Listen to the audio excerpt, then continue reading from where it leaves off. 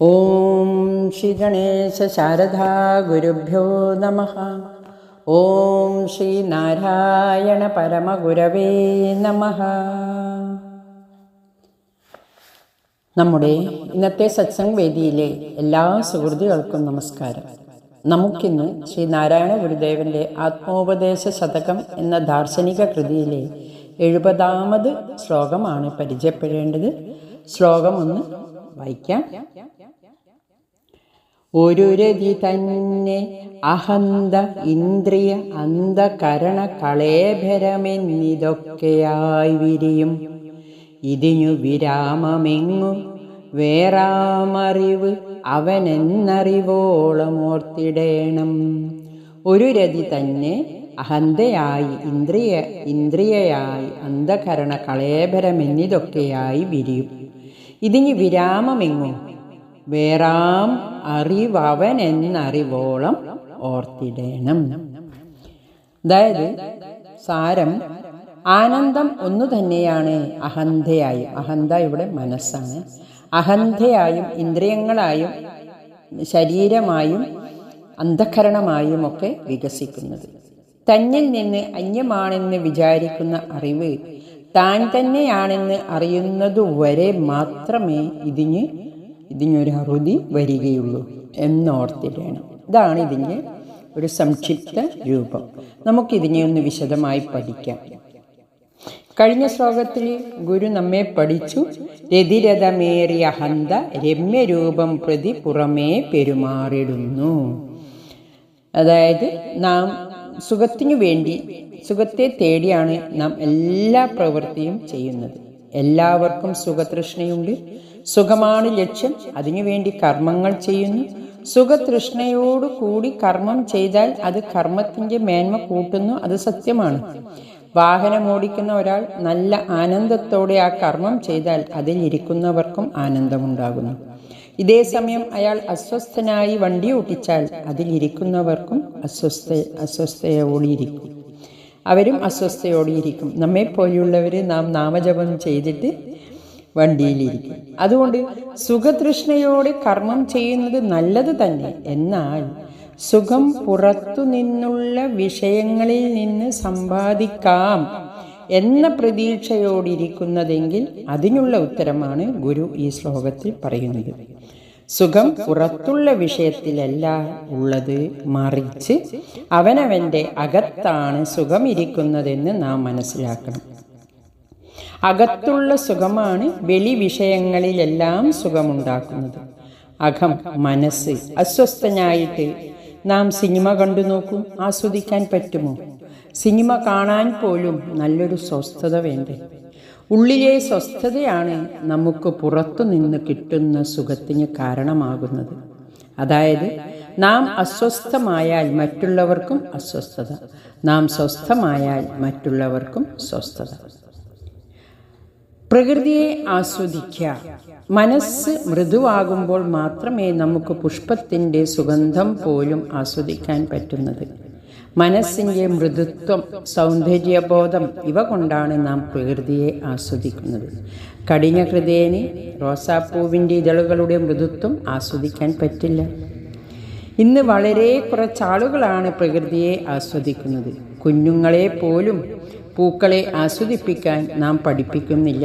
ഈ പാഠമൊന്നും സ്കൂളിലും പാഠപുസ്തകങ്ങളിലും ഒന്നും കിട്ടുന്നതല്ല. കുട്ടികൾ പൂക്കളെ കശക്കി കളയുമ്പോൾ ശ്രദ്ധിക്കുക, അവൻ്റെ മനസ്സിന് മൃദുലതയില്ല എന്ന്. നാം അത് ശ്രദ്ധിച്ച് മൃദുലത മനസ്സിലാക്കി കൊടുക്കണം.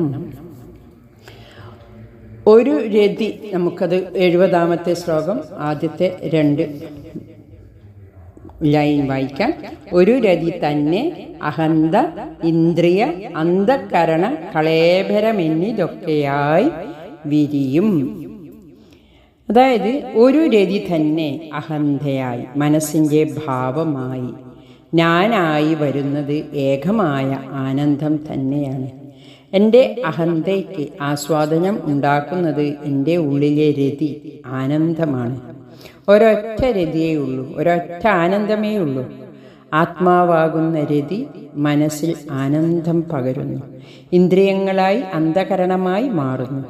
എൻ്റെ ഉള്ളിൽ നിന്നും ഉള്ള ആനന്ദമാണ് എൻ്റെ കളേബരം, അതായത് ശരീരം, എൻ്റെ ശരീരത്തിൽ പോലും നിറയുന്നത്. എൻ്റെ ആത്മാവിൽ നിന്ന് ഭിന്നമായ ഒരു ആനന്ദവും മനസ്സിനും ഇന്ദ്രിയങ്ങൾക്കും അന്ധകരണത്തിനും ശരീരത്തിനും ലഭിക്കില്ല. ഏകമായ അറിവ് ബഹുരൂപമായി വിലസുന്നു, വിരിയുന്നു.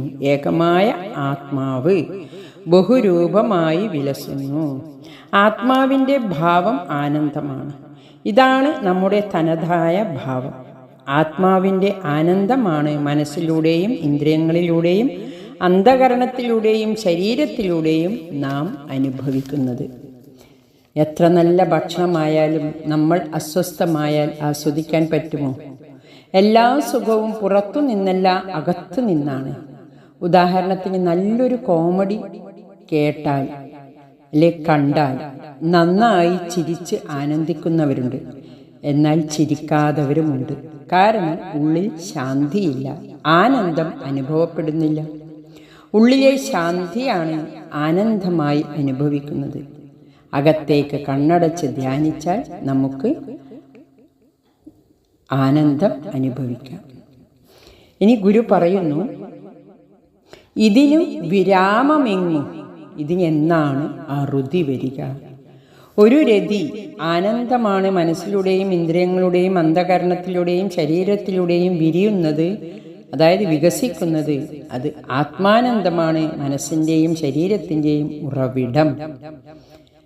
ചെടിയിൽ നിന്ന് പൂ വിരിയുന്നത് പോലെ എല്ലാം ആനന്ദത്തിൽ നിന്ന് വിരിയുന്നു. ഇതിന് എന്നാണ് അവസാനം? ഇതിന് വിരാമമിങ്ങു, ഇതിനെന്നാണ് അവസാനം? എന്നാണ് ഇതിനൊരവസാനം? അടുത്ത് പറയുന്നുണ്ട്, വേറാം അറിവവനെന്നറിവോളം, വേറാം അറിവ് അവനെന്നറിവോളം ഓർത്തിടേണം. അഖണ്ഡമായ ബോധം അത് താൻ തന്നെയാണെന്നറിയുന്നതുവരെ ഈ വിരിയലുള്ളൂ. നമ്മളിലൊക്കെ ഈ ഞാനും അഖണ്ഡമായ ബോധം രണ്ടെന്ന ബോധത്തിലാണ് ഉള്ളത്. തന്നിൽ നിന്ന് അന്യമാണ് ദൈവം എന്ന് ശാസ്ത്രജ്ഞന്മാർ പോലും പറയുന്നു. ഗുരു പറയുന്നു, ഇതിനൊരു അറുതി വരണം, ഈ വിരിയൽ നിൽക്കണം. വേറാം അറിവ് അവൻ തന്നെ എന്നറിവോളം വരെ ഈ വിരിയൽ തുടരും. തന്നിൽ നിന്ന് അന്യമല്ല ആത്മാവ് ദൈവം എന്നറിയുമ്പോൾ അന്ന് ഏത് മോഹം, ഏത് ശോകം? ശോകമോഹാദികൾ ഇല്ലാതാവണമെങ്കിൽ, കാമക്രോധങ്ങൾ ഇല്ലാതാവണമെങ്കിൽ, മതമാത്സര്യങ്ങൾ ഇല്ലാതാവണമെങ്കിൽ, വൈരുദ്ധ്യങ്ങൾ ഇല്ലാതാവണമെങ്കിൽ തന്നിൽ നിന്ന് അന്യമായ ഒരറിവ് ഇല്ല എന്നറിയണം, എന്നുറക്കണം. ഗുരു നമ്മെ അന്യമായതിൽ നിന്ന് ഏകത്വത്തിലേക്ക് കൂട്ടിക്കൊണ്ടുപോകുന്നു. ഗുരുവിൻ്റെ ചെയ്തികളിലെല്ലാം ആത്മദർശനമുണ്ട്. ഗുരു മരുത്വ മലയിൽ നിന്ന് വന്നതിന് ശേഷമാണ് ക്ഷേത്രപ്രതിഷ്ഠ നടത്തുന്നത്. ആത്മസാക്ഷാത്കാരം നേടിയതിന് ശേഷമാണ് ക്ഷേത്രപ്രതിഷ്ഠയൊക്കെ നടത്തുന്നത്. മതങ്ങൾ മനുഷ്യന് ദൈവത്തെ കാണിച്ച് ഭയപ്പെടുത്തുമ്പോൾ ഗുരു സമൂഹത്തിൽ കാണുന്ന ഈ അനീതി അറിഞ്ഞ് മനുഷ്യനെ അന്ധവിശ്വാസത്തിൽ നിന്ന് ഉയർത്താനാണ് ക്ഷേത്രപ്രതിഷ്ഠ നടത്തിയത്. അല്ലാതെ ദേവതകളോടുള്ള മമത കൊണ്ടോ ദേവതാ ആരാധന കൊണ്ടോ അല്ല. ഗുരു ക്ഷേത്രപ്രതിഷ്ഠ പ്രക്രിയ നടത്തിയത് എന്ന് ഗുരുഭക്തന്മാരെങ്കിലും അറിയണം. വേറാം അറിവ് അവനെന്നറിയണം. അഖണ്ഡമായ ബോധം താൻ തന്നെ എന്ന് ഓരോ മനുഷ്യനും അറിയണം എന്നാണ് ഗുരു ബോധിപ്പിക്കുന്നത്. ആത്മസാക്ഷാത്കാരം വന്ന ഗുരുവിന് മാത്രമേ ഇങ്ങനെ ബോധിപ്പിക്കാൻ പറ്റുകയുള്ളൂ. ആത്മസാക്ഷാത്കാരത്തിലൂടെ പ്രണവത്തിൽ ലയിച്ചു ചേരുക എന്ന ലക്ഷ്യത്തിലേക്കാണ് ഗുരു നമ്മെ നയിക്കുന്നത്. ഞാനും ആത്മാവും ഒന്നാണെന്ന് ബോധം വന്നാൽ ആനന്ദത്തിൽ നിന്നുള്ള വിരിയൽ നിൽക്കൂ. ആത്മാവിനെ തിരിച്ചറിയണം, ആത്മജ്ഞാനം ഉണ്ടാവണം. എങ്കിൽ മാത്രമേ മായയിൽ നിന്നുള്ള മോചനം സാധ്യമാകൂ.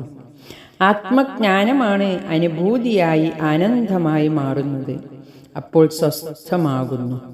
എല്ലാ അസ്വസ്ഥതകളും നശിക്കണമെങ്കിൽ ആത്മബോധത്തിൽ നാം ഉയരേണ്ടതുണ്ട്.